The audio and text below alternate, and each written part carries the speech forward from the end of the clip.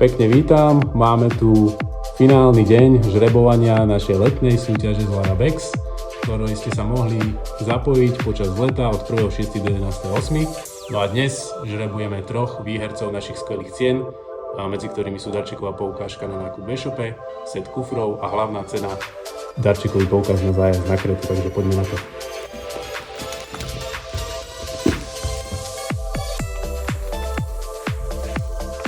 A tretiu cenu získava Monika Fulekiová. Gratulujeme. Teraz žrebujeme druhú cenu, set kufrov, ktorý získava Renáta Izakovičová.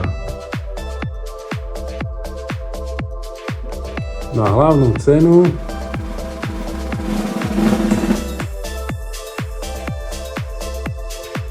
získava Dana Kačurová.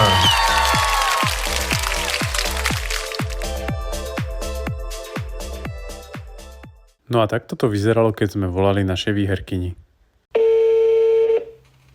Prosím, Kačurová? Dobrý deň, volám s pani Dankou. Áno, pri telefóne. Dobrý deň, my voláme zo spoločnosti Larabex. Chcem sa vám opýtať, vy ste si u nás realizovali objednávku v poslednom období?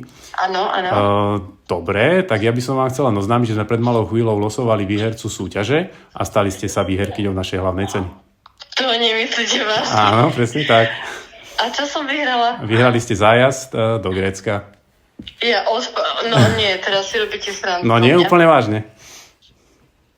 Nie, je to nejaká sranda? Nie, žiadna sranda. No tak sa teraz, asi odpadnem rovno. No tak vyhrali sme dovolenku do Grécka. Takže môžete pomaličky baliť, my vám potom dáme k tomu bližšie detaily samozrejme. Teda ja som v šoku, akože úplne. No takže pani Danka sa už predpokladám balí na svoju výhernú dovolenku. Veríme, že sme ju milo prekvapili, no a touto cestou ešte raz gratulujeme.